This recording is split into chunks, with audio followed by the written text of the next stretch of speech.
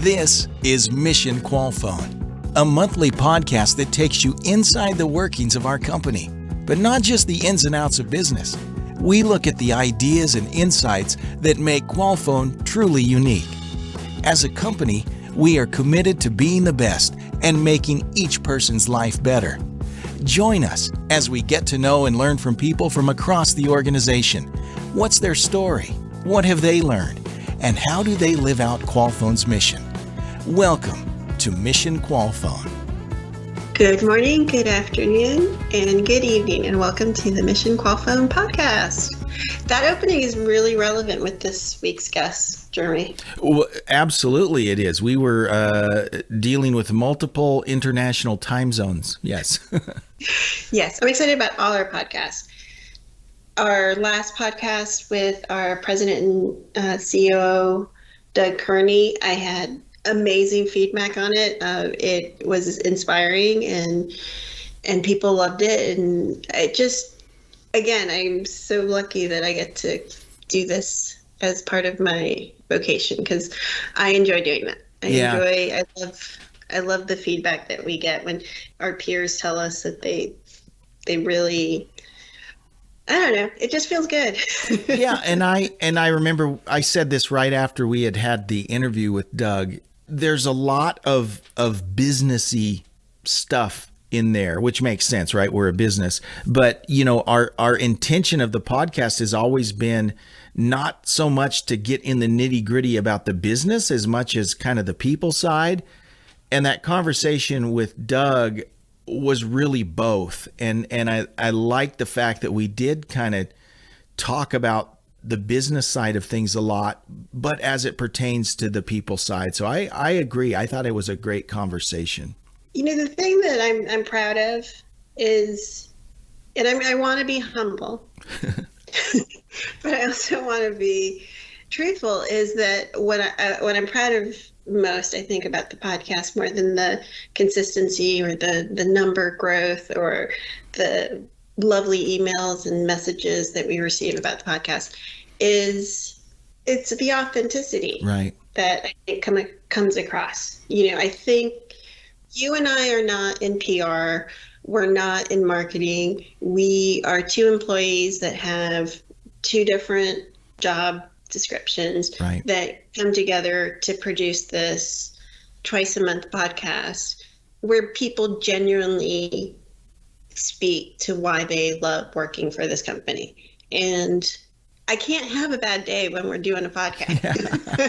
Well, and to that point, Marisol, like you said, it's genuine. We are not, this is not going through the filter of PR. We are not, I mean, we do have people that listen to it, you know, before we publish it. But I have to say that you and I have both said things or asked things, or we've talked about things that are not things that would normally go out in a PR statement, but they're real and they're genuine. And I appreciate the fact that those folks that do listen to our podcast before it goes out, they let those things go out, because you're exactly right. This is genuine, and these are genuine conversations.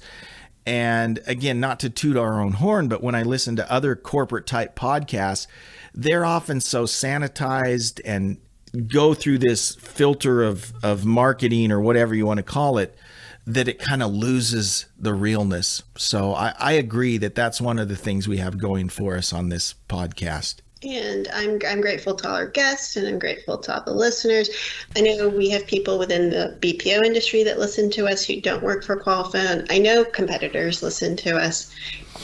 We have employees who are regulars, and I'm grateful to everyone. I'm grateful to all of them for listening and coming back every 2 weeks to hear us. What you're going to hear in this podcast, in this episode, and in all the podcasts, it's very genuine. It is genuine. So like when you asked me to work on your videos for your hashtag Mission Qualfon 360 project, I love doing that because I believe in the mission of Qualfon, and I am super happy to be involved in the podcast. Like you mentioned, you love working on the podcast.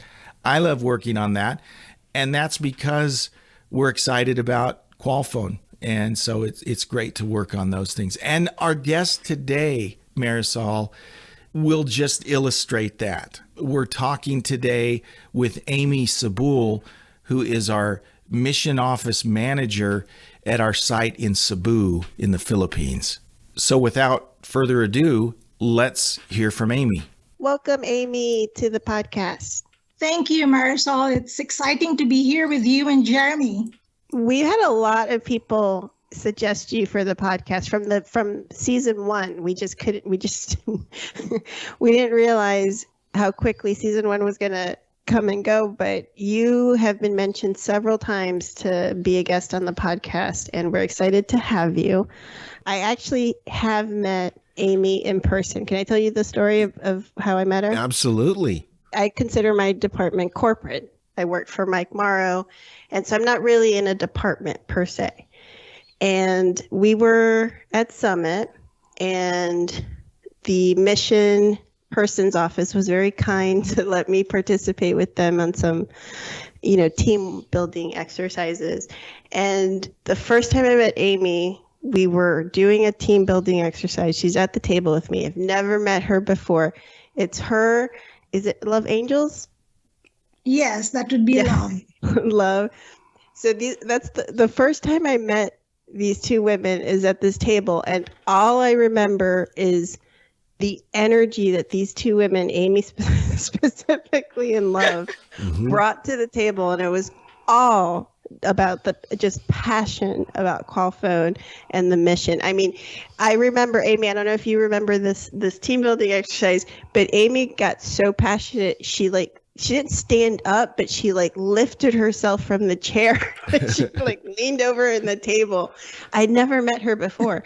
And she's good impression? It was a fantastic impression. I was just enthralled by this table of strangers that I didn't know, but they were so passionate about our employees, our agents, our projection agents, our mission, our company. And I just remember that was my first impression of Aimee and Love. Wow. Yeah. Well, the thing is, Marisol, it's in Cebu particularly, and I don't mean this as disparaging any other site or location at all, but it's really in Cebu that you really see Qualfon's mission as it's meant to be. And what I mean by that is, if you were writing, a screenplay for the perfect mission and how it operates and how it looks in action, I mean, it's what happens in Cebu, and that's what Aimee does as the mission office manager there. And I'm totally not surprised that you saw that energy, because that's what Aimee brings, and that's what we see when you go to Cebu. So that's very appropriate. Well, Aimee, tell us about yourself. Tell us about your journey, how you ended up at Qualfon. What do you do? Because if I remember right from our pre-production call, you've been around pretty much as long as the mission department has been around. That's correct, Marisol. Well, my journey started 8 years ago. Wow, that seemed like yesterday. 8 years ago, I was not really actively looking for a job, to be honest. And I have just come home from working abroad. I was in Abu Dhabi for a couple of years, working in the hospitality industry. And suddenly, Qualfon came calling, and I literally just answered that call. And at that time, they were looking for a fund coordinator. So I was really very curious as to what fund coordinator is in a BPO industry, because this would be the first time that I'd be in a BPO industry. So I took the challenge really, and later on, I learned from the hiring manager, the site director at the time, that they were looking for someone who will think out of the box, and someone that is definitely not from the BPO industry. And I seemed to fit the bill. So thank God I fit the bill. So I'm here. So we started the Fun at Work program. We piloted it together with the other sites. We started with creating engagement activities that really creates a community through fun clubs. So we started on with few clubs here, and it became a dozen. And before a pandemic, it became 21 fun clubs. I might not have mentioned it, but 3 years on after that, when I got hired, I actually decided to rest, and I resigned from Qualfon. And few months after that, Qualfon came calling again, and I answered the call again. They asked me if I'd be interested to come back and spearhead the mission program. And I learned also that by this time, the Fun at Work and Learn at Work, Qualfon University and Qualfon Education is part of the mission program already. So I did not blink at all, and I didn't think about it or I didn't ask at all for time to think. And I ultimately just said yes. And I guess the rest is history, Marisol. Well, I know we're lucky to have you. Absolutely. Jeremy, we've had so many guests, including myself, who have left Qualfon and come back. That's really interesting. It's very interesting. I mentioned earlier how, in Cebu, you see the mission in action. You see all the things, and we've talked about it, the music videos we see from Cebu, the graduations we see from Cebu. The energy there is always so high, and it's just really fun to be a part of. I love visiting there. And so I've had the opportunity to meet Aimee a few times on her own turf, to see the things that she's doing. Aimee, I was wondering if you could tell us a bit about Cebu and the BPO industry there, and specifically about the IT park where we're located. Could you kind of share a little background about that? Yeah, so really, as you know, or you probably heard, that the Philippines is like 7,000 islands, right? So we're one of those islands, and we're actually right smack in the middle of the country. So over the years, Cebu have become the second largest city after Manila, which is the capital of the Philippines. And we've become a metropolis already. However, you can see in the people in the community, the tradition and the culture and the heritage is still very much there. And that's what makes it so dynamic. So as I mentioned during the pre-prod call we had, Cebu is a place where in 30 minutes time you could be up in the mountains, and 30 minutes on the other side you'd be in the fine white sand beaches that we are famous for.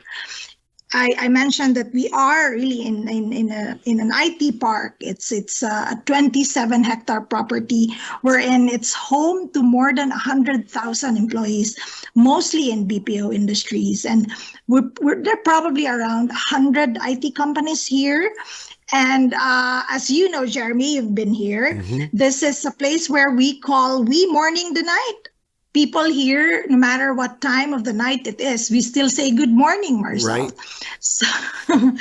So it's you could see lights are up, everyone is up. The jeepneys or the public transportation that we use here is buzzing. It's everywhere, and people are coming in out of their shifts. So yeah, it's a very dynamic atmosphere. And although we are here at night, but as you've seen yourself, Jeremy, the energy is up, and it stays like that till the end of their shifts. Yeah, I remember a few times I've been there, Marisol.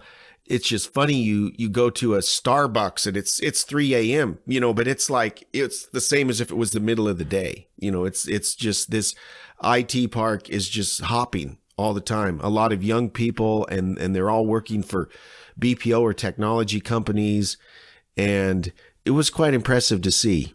I can't wait. I can't wait to see it. I love nightlife. So it would be great.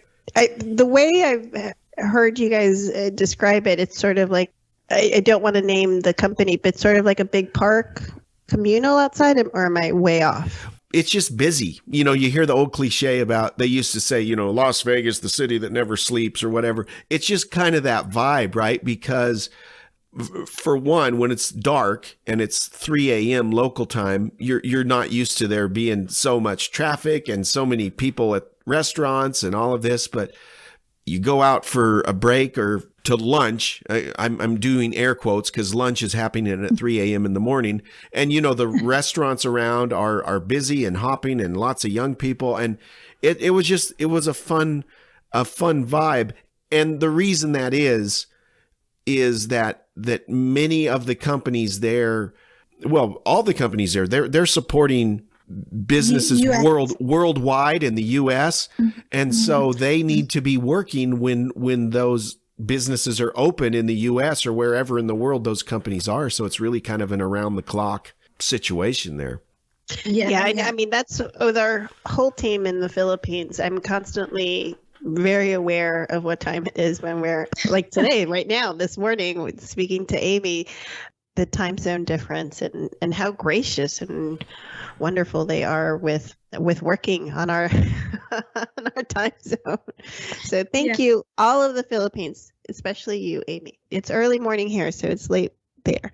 So let me ask you, Aimee. We have this theme going on of Qualfon Mission 360, this idea that we live our mission so purposefully that it's in all our interactions with each other, our teammates, our employees, our communities, our clients' clients, and that we take this mission, the intention behind the mission, to all our interactions. And you're the perfect guest to ask about the evolvement of this mission since its inception to today. You've witnessed it all. So I thought maybe you could take us through the development of mission, how it is what it is today, how it started, the seed of it. Yeah. So, well, I mentioned that I joined 8 years ago, and around that time, the mission has just been it's in its toddler's phase. It came from being a foundation to being a mission that we have at the moment right now. It started with just a few verticals, and then fun became part of it, learn became part of it. It has definitely evolved and transformed over the years.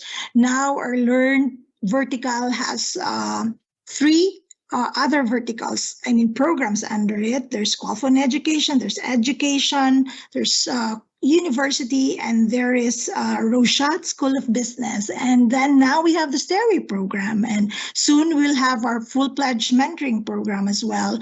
But if there's one thing that has remained the same, and I think that is very important, is the message of our mission. If at all it changed, it has become more strong than ever. So I've seen it when we first started and how the mission team was driving it. But now it's not just the mission team. We now have the mission being walked by our mission leaders. So our mission programs, its values resonates in each one of us, in all the mission leaders. I think I've mentioned that we have the most tenured of mission leaders. We have around 300 plus, and more than half of it have been here for 10 years or so. I know we have 61 who are celebrating their 15th year anniversary. It is actually our anniversary month this month. And happy anniversary. Thank you. And we have a lot of activities actually happening every weekend for this month. And as I was saying, Marisol, having really tenured mission leaders helps with our mission programs. But I think the biggest factor would be, I have 3 words only why it's working, how it's working now. And that's sincerity, consistency, and good relationship. Sincerity and consistency would be on how we deliver and make sure that the values and the programs are there in all our activities. But more than anything, and I think the bigger part of the pie would have to go to that relationship that we have with the operations department and the other departments. Because over the years, we've collaborated in so many different things, and mission has complemented operations, especially on their needs, on month-on-month challenges. And we've maintained that relationship, and I think that is very important. It could have not worked if it's just us, because in the end, the mission leaders, supervisors, shift managers, OMs, SOMs, and the rest of the Mancom team, they've become champions of the mission, its values and its programs. So it makes actually our work in the mission team easier. And I really value that good relationship that we have. So I'm just blessed to have the family of mission leaders that I have here. I'd like to share that when I first joined them, I feel really out of place, but it was just my fear talking at that time. Eventually, and it was very quick, they welcomed me with open arms, and I'm very proud to be one of them, and I feel like I belong. And I think that is also the reason why I rejoined Qualfon, because as you remember, Qualfon has become a family to me, and these are the friends that I had after having worked abroad for a number of years and moving back to Cebu, and these are the very folks that welcome me with open arms. So I think it's hard to leave, and if you ask me why I'm staying, it is really the people, and by saying the people, and it's the result of the culture that we have. I mean, awesome. I think that's a perfect answer. And it kind of circles back to that first time I met you, because the conversation we were having at our table was about the EVP, the employee value proposition. What we were workshopping how we could present ourselves to potentially new employees with their best foot forward. And what I remember about that interaction, Lyman Beatty was also at our table, and he's been on our podcast. And the passion I remember I didn't know anyone at the table, hadn't met them yet, and just observing them. I don't know how many meetings in my lifetime I've ever been on about, workshopping a statement. But I have certainly never been in one where the employees were as passionate as they were at Qualfon. Never, not even close. And Aimee and Love and Lyman, they all were just like, it almost felt like I remember Lyman holding up a water bottle and shaking it and saying, like, how could we tell people, if we could just put it in a bottle, how special Qualfon is, or how valued our employees are, or how much more than, a paycheck working for Qualfon is, we would, knock out our EVP. And in a sort of way, that was kind of a precursor to the podcast, because there's just so much about Qualfon that we want to share, because it is, like you said, Aimee, a family, and it becomes one. And also to your point about when I started, I'm like you, I left, I worked for the company, left, and I came back. When you don't know anyone, or you don't know anyone in the company, and you hear people talking so passionately about the mission or something, it could be awkward. It could be my own insecurities come up. You don't know what this is all about.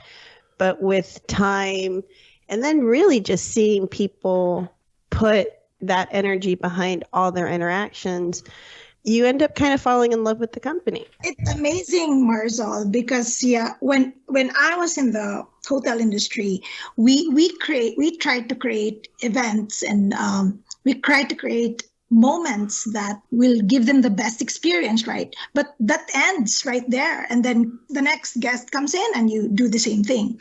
But the beauty of being in mission and being in Qualfon is that you create moments for your family, and family that you have relationships with. So it's really very fulfilling when someone goes to you after a hard day's work of family day that has 3,200 people in it, and with families and all that. And someone would just say a simple thank you, and that's it. It's paid. All the hard work, all the tears and the pain and the sweat and everything else. And that's it. That's the only payment we need. And I think it's a very good relationship that we have. And we really value that. We always say that we thank the mission team, but really it's everyone. It's everyone. The agents we probably have around 2,500 agents, and they are the real soldiers of Qualfon. And the mission leaders are just here, and we are the champions and the drivers, as I've said. And also, I wanted to stress this. I think the values of our mission have become our guiding posts. So in times when we are in doubt or there are some challenges, we all go back to it. So it's kind of like that relationship. So if we feel like we want to run this program, we want to do this activity for the local site, and then we have to ask ourselves, does this deliver the mission that we want, or the mission, the message that it represents, or the essence of the mission? If it does not, then we try not to do it. I want to jump in here because Aimee has said something that's really important, and I don't know that we've mentioned this yet in the podcast, Marisol. Here we are in season 2, and I'm finally going to mention it. Aimee refers to mission leaders, and so I just want to make sure that we clarify this. When she talks about mission leaders, she's not just talking about people that work for the mission department. Every leader at Qualfon is referred to as a mission leader. So when I send emails out to the leadership, we will say, hello, mission leaders. And so I just wanted to throw that out there for context. When we talk about mission leaders, we're talking about every leader in the company is referred to as a mission leader. And I think just that context is pretty powerful about how important the mission values are. So important that everyone in the company is considered a mission leader. And it kind of sticks to you, that title, mission leader, because it kind of rolls into all your interactions. So even if I'm having a not so great day at work, or if I'm having a not so great day in my personal life, the mission is kind of like the centering, grounding way of like, am I being the best version of myself right now? Right. When I made that snarky remark, or am I being the best version of myself when I did XYZ? It's like a constant reminder or accountability partner that is a new part of my life since joining Qualfon that I didn't really have before. Am I being the best version of myself for the company I work for my family, for myself? And I love that. I love being held to such a high standard that I fail miserably on a daily basis. It happens to all of us, Marcel. Don't worry. But I love the idea that I get up every morning and aspire to that. And that's something that Qualfon gave us. For sure. And I wanted to just chime in on one other point. And just because those of us outside of the Philippines and Cebu especially, we don't maybe understand the magnitude. But when Aimee talks about their family day, and you have 3,500 people, this is an annual event they have, a family day, where they put together this day-long festivity where employees bring their families, and there's thousands of people, and it's just a big fun event. And it's a huge undertaking. And I guess that's the thing I would say about Cebu, is they do everything so big and bold and beautiful. It's awesome. I mean, it's just wonderful to see and be part of when you're there. And again, Aimee is, I don't want to say Aimee's the only reason but that's what Aimee does. That's Aimee's job, is coordinating that and making sure all of those things take place. And that's a big undertaking, and she does an excellent job at it. Yeah. And that's where the relationship comes in, Jeremy, because I might lead the whole event, but really it's a lot of work from a lot of teams. And the biggest team would be the operations team, because they do have a share in the success of all those activities. So that's why I think for me the biggest factor of how our mission could work is really the collaboration and the partnership with all the departments, especially the operations teams. This is something I wish I could spread the word to potential clients and vendors, to listen to this podcast and understand the differentiator between Qualfon and other BPOs. And we do so much more than BPO. I always fall back to that. We do printing. We do a lot. Go to our website, qualfon.com, for all the details. But specifically to BPO, I think I can speak to that. That's the difference between Qualfon and other BPOs, is you have an army of people who truly try to live this mission in their daily lives. And that translates all the way down to the interaction with our customers, clients. And I think that's awesome. I do have to share one Aimee story. So, what is that? So this has probably been 3 or 4 years ago, but I had the opportunity to be in Cebu for a big graduation, and Aimee had coordinated this event at a beautiful resort. I can't remember what it was called, Aimee. You've said the name of it to remind me, and of course I've forgotten. Yeah. It's the Spanish Club facility in Cebu. It's like a country club for the Spanish immigrants who've lived in Cebu, and it's one of the best events place here, Marisol. Yeah, it's just a beautiful place to have events, and there's a big ballroom where we had lunch and we had the graduation ceremony, and it was just awesome. But one thing that I always remember is, my sleep is always messed up when when you're going to different places, and try as you might, I never sleep very well. And so I'm always tired, and I can remember being tired and hungry and showing up. And of course I get there before everything started, because all the Aimee's team has been there for hours already, setting everything up, getting everything ready.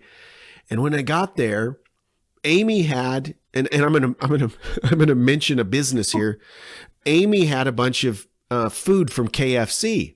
And I just want to tell everyone, KFC in the Philippines tastes just like KFC in the US. I just thought that was very interesting. But it was just at that time, Aimee, I don't think you realized how good it was to eat KFC with you guys, because I was tired, I was hungry. I think this might have been like the first day. I can't remember why I was so tired. It might have been early in my arriving there, and I wasn't synced up. My circadian clock wasn't on track yet for being in Cebu, but that's just one of my fun memories of Aimee, is us all sitting around eating Kentucky Fried Chicken in Cebu. It was a lot of fun. I know why you were a bit tired that day, Jeremy. You had classes all through the night. That's why. That event was in the day. That's exactly why. See, yeah, that's exactly why, because you work in sync with the U.S. time zone. So yes, I had been doing a class all night local, and this was middle of the day local. That's exactly what it was. But I would just remember being so tired.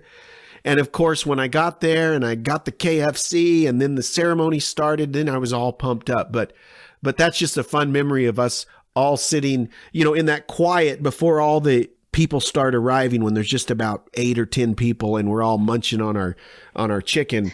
That's just a good memory, and it was fun. And that's the thing about Cebu is it's fun.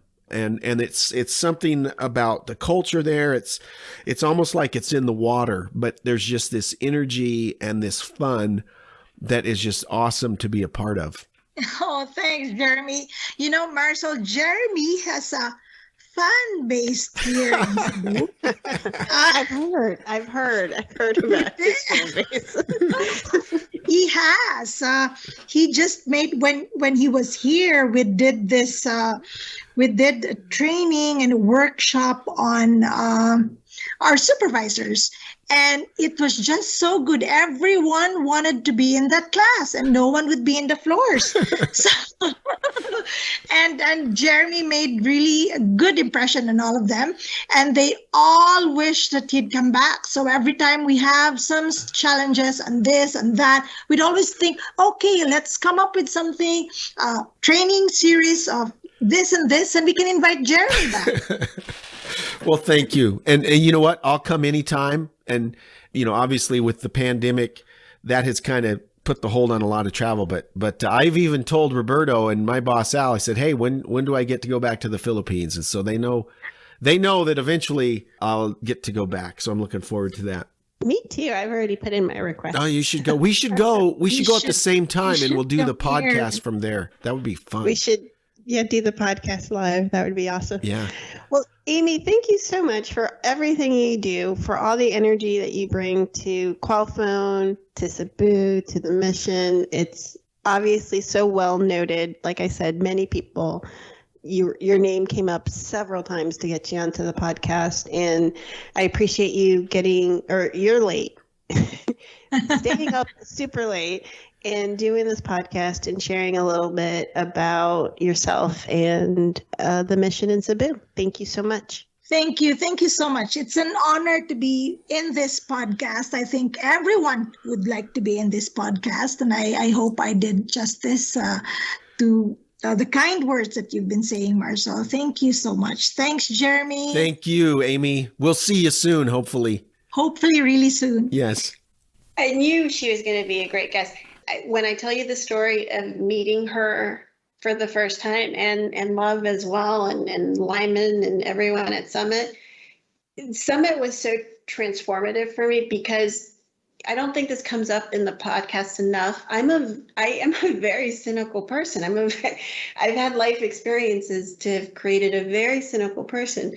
So for me to believe the mission and believe that it was so much more than that it was for real, that it was genuine, it was because I got to meet people like Aimee in person. Totally. Like we mentioned, I've had the chance to meet Aimee in person. Hopefully, we'll get the chance to meet her on her home turf at some point in Cebu. That would be awesome. One of the great things about the podcast, especially since we've been working, from home for the last year and a half, is that it's another opportunity for us to interact with folks and get to know folks a little better. And thank you so much for listening to the podcast. Our numbers are growing. More and more folks are listening, which is very exciting. And it's just a lot of fun, Marisol, to work with you. It's a lot of fun to be able to kind of tell the Qualfon story, to hear the stories of the different folks here at Qualfon. So if you haven't had a chance yet to subscribe or follow us, please do so. If there's an episode you really like, share it with your friends and your colleagues, because we'd love for them to hear the stories as well. Thank you, Jeremy. Thank you, everyone. Thanks for listening to this episode of Mission Qualfon. Remember, you can find us wherever you listen to podcasts. Please subscribe, and we'll see you next time on Mission Qualfon.